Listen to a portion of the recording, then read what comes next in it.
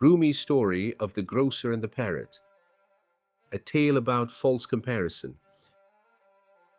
There was once a grocer who kept a parrot in his shop. The bird was green, bright, and full of words. It could speak like a human being.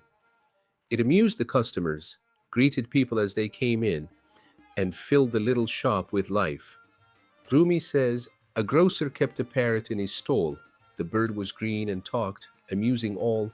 Perched on a bench, it watched the passers-by, sharing a word with those who caught its eye. The parrot was not only a bird in the shop, it was the voice of the shop. People came to buy what they needed, but they also smiled when they heard the parrot speak. The grocer loved it, the customers loved it, and the parrot, sitting proudly in its place, seemed to enjoy the attention. But one day, the grocer left the shop for a short time. The parrot was alone. Perhaps it became frightened. Perhaps it became playful. Perhaps it simply moved without thinking. It jumped down from its bench and flew around the shop. In its movement, it knocked over a flask of rose oil. The bottle fell. The oil spilled. The smell of roses filled the air. But this was not the sweet smell of beauty now. It was the smell of trouble. The parrot hopped down from the bench one day, spilling a flask of rose oil on its way. And when the grocer came back to his store, when he sat down, he stained the clothes he wore. When the grocer returned, he saw the mess. The rose oil was wasted, the shop was dirty, and his clothes were stained. In that moment, anger rose in him. He forgot the bird's beauty. He forgot its sweet voice. He forgot all the joy it had brought to him. In sudden rage, he struck the parrot on the head. On seeing the spilt oil, a rage took hold. He struck the parrot's head and left it bald. The next few days, the bird refused to speak.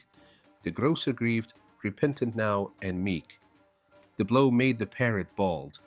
But the real loss was not only the feathers on its head, the real loss was its voice. The parrot became silent. The little shop, once full of sound and laughter, became quiet. The customers came and went, but the bird did not speak. It did not sing. It did not answer anyone. Now the grocer's anger was gone. Regret came in its place.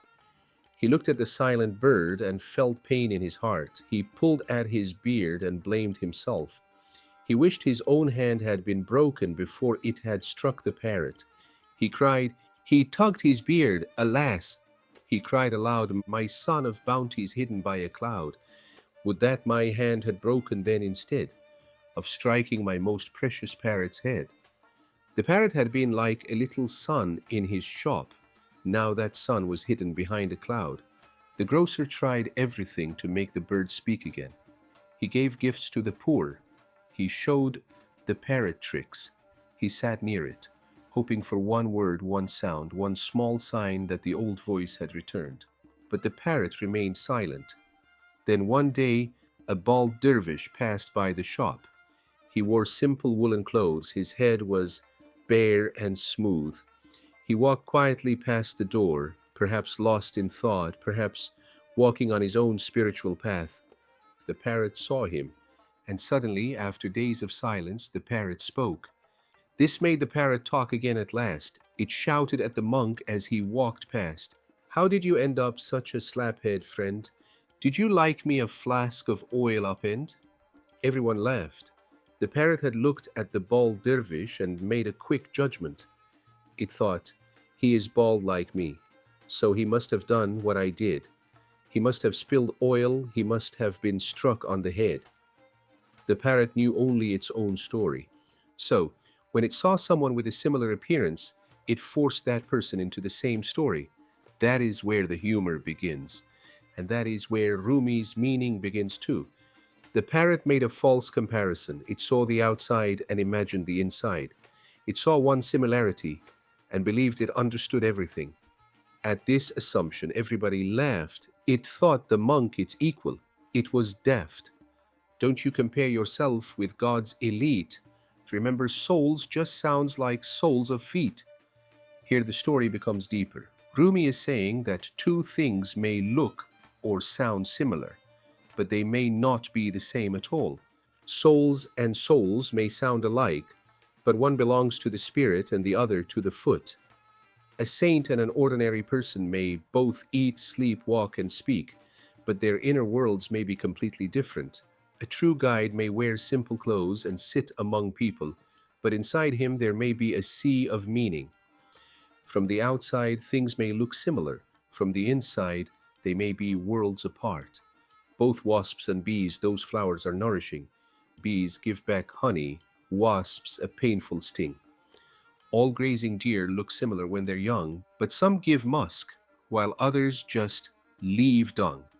The bee and the wasp may visit the same flower, but one gives honey, the other gives a sting. Two animals may eat from the same field, but one may produce musk, the other may produce waste. In the same way, two people may hear the same words, read the same book, or pass through the same pain, but what they become inside may be completely different. One person becomes humble, another becomes proud, one person becomes gentle, and another becomes bitter. One person turns suffering into wisdom, and another turns comfort into envy. This is why Rumi warns us about false comparison. He says, with false comparisons, this world is packed. Notice how different each one is, in fact. Then he gives another image. When opposites to us the same appear, like sweet and bitter water, both being clear, who can discriminate between the two? None but a man who's tasted truth will do. Sweet water and bitter water may both look clear. The eye may not know the difference, but the one who has tasted them knows. This is Rumi's point. The surface is not enough if the eye is not enough. Quick judgment is not enough. Some truths can only be known by deeper experience. Rumi then reminds us of Moses and the magicians. The magicians had rods. Moses had a rod. To an ordinary eye, the actions might look similar, but their source was not the same. One came from trickery. The other came from divine truth. Magicians challenged Moses, friend of God, producing their own versions of his rod. The difference was vast, like night and day. Their deeds contrasted, they were poles away. This is the difference between imitation and reality. A false thing can copy the shape of truth. A false voice can copy the sound of wisdom. A false person can use the language of sincerity, but the inner source is different. The parrot's mistake was small and funny. It looked at a bald dervish and said, "You must be like me." People laughed because the comparison was foolish, but Rumi leaves the laughter in our hands and lets us think. Maybe we also do the same. Maybe we also see one sign and think we know the whole story. Maybe we also compare too quickly. Maybe we also judge from the surface. Then perhaps the real wisdom of the story is very simple. Not everything that looks alike is the same. Not every similarity carries the same meaning. And before we judge another soul, we should remember that every person may be carrying a story we have not yet understood. The parrot spoke too quickly. Rumi asks us to listen more deeply.